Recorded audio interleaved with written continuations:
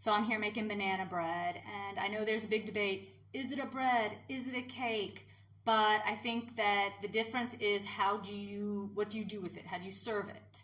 So are you sharing it with other people? It's a cake. Are you going to eat it all by yourself in bed in your pajamas watching romantic comedies?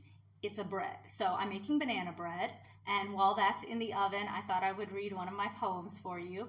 And this one is called The Light Will Suffice. And I published this in Black Coffee Poetry. So anyone who saw the Frog Gospel Saga, it was another one of those where it just really, one of these things is not like the others, but that's okay. It's all right. But I feel a little guilty reading my poetry because it's not a good representation of what you'll find on their publication. They write about a lot of social issues, social advocacy. One of the publishers, Edward, he is a gay rights advocate. He writes a lot about the AIDS crisis. He writes about problems within the elder care system in Australia.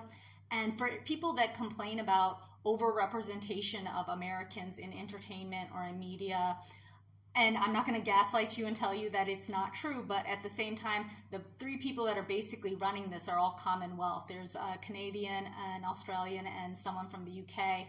And so if you are, wanting to see more representation, go and support your local artists. You really need to. That's how you can get more.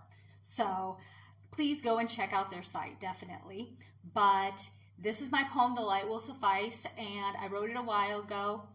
And it's the favorite poem of someone I know who's basically a prodigy. He's a genius. So I'm very honored to read it for you. I hope that you like it too.